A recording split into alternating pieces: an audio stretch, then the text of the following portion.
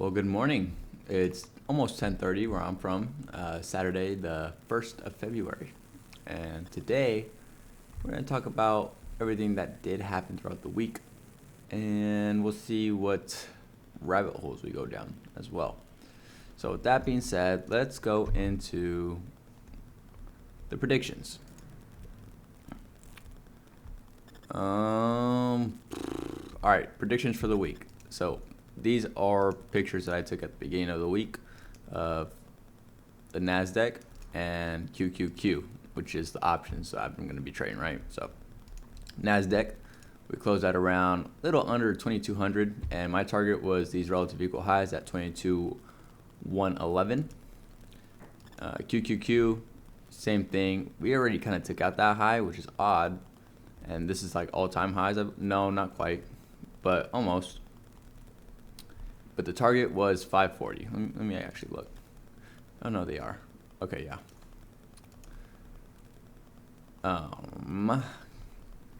Yes, so the target was 540, especially where we closed out, which is a little under 530, is at 529 and 63 cents. And so here's what the watch list items kind of look like.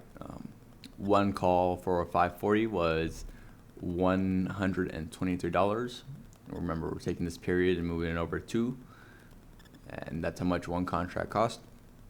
This one was worth $7,020, which at the end of the week ended up being like 100 and something. It's ridiculous, but yeah, I'm not playing with any of that. I'm gonna keep tangoing with Q, and yeah, they expired at the end of the week, which would have been Friday the 31st, and yeah, let's continue. So I put this on the 27th at 256.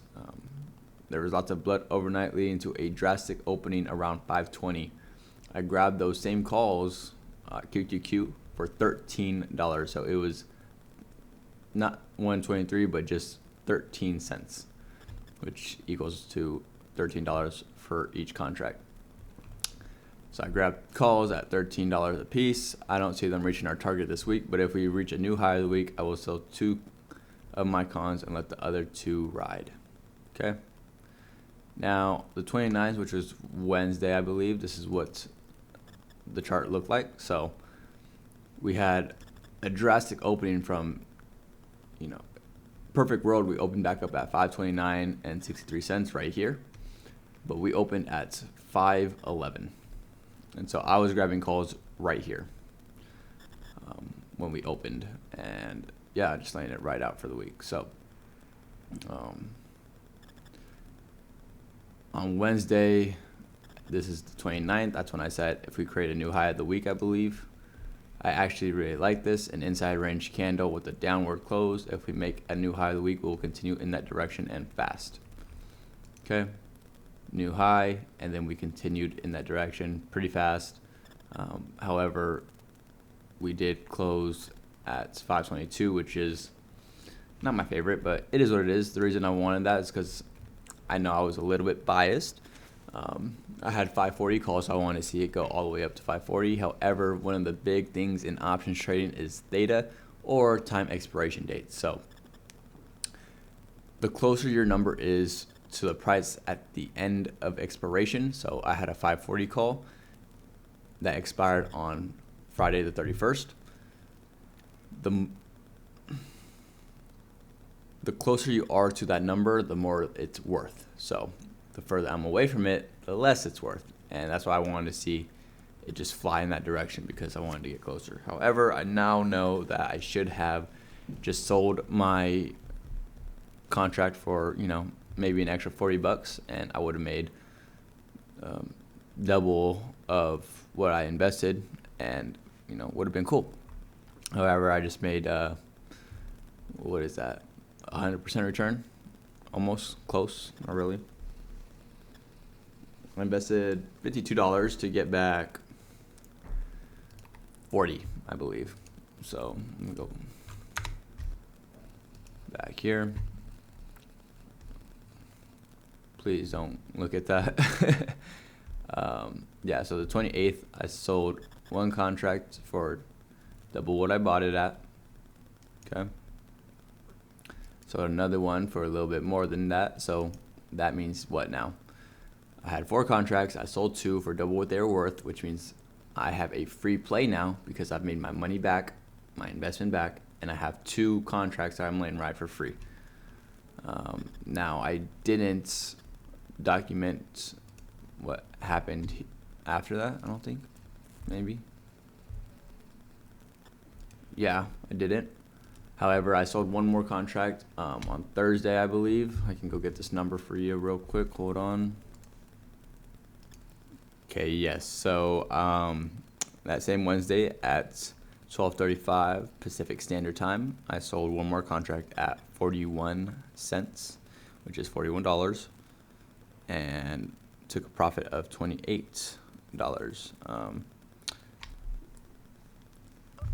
That put me in profits basically about $40 for the week while investing 52. So put down 52, got back 40. What's the margins on that?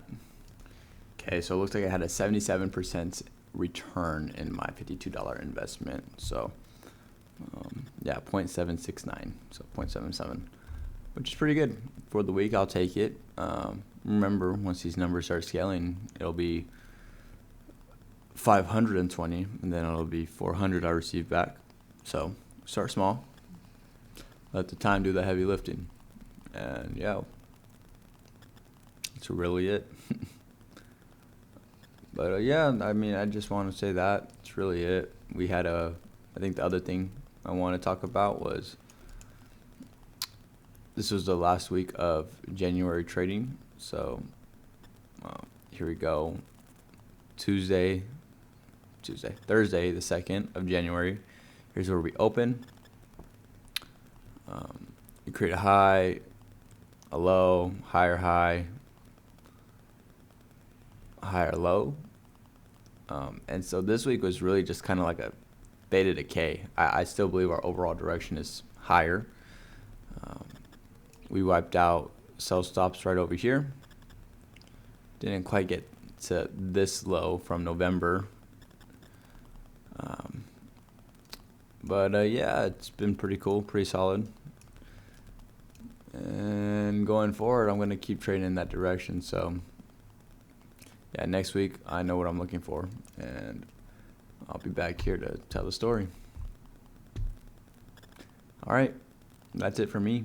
I'm going to go watch my Superman and Lois. I just got done watching the Demon Slayer Hashira training arc finally. Man, I can't wait for that trilogy to come out. It's looking pretty juicy, if I'm going to be honest. Like, I was watching that scene with the mansion exploding of Ubuyashiki. Oh my gosh, like my pants were soaking wet. It was crazy.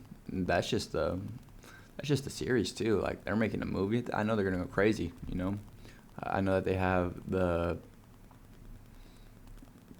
animators' kids like locked up in dungeons, and they're working hard for their wages. You know, so I expect greatness. And yeah, come September, I'm going down to LA to go watch that in theaters. Cause yeah, I mean, don't get me wrong, I love my TV here, but come on, I got to get the full experience, you know what I mean? So, what else?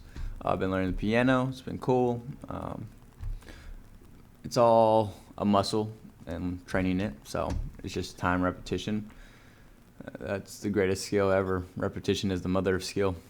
I love that saying. And yeah. Now, what else?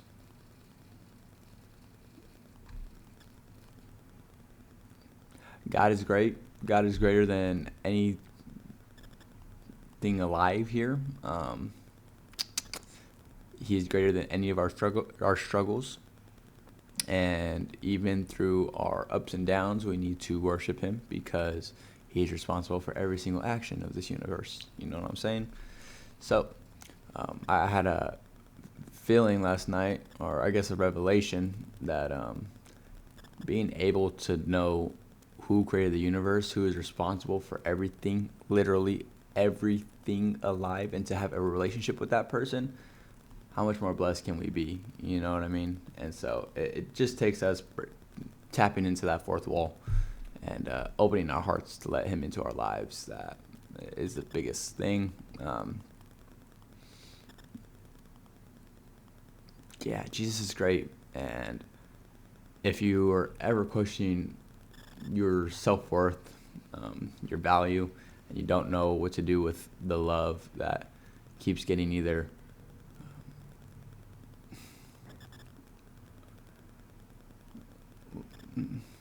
what's the word for that?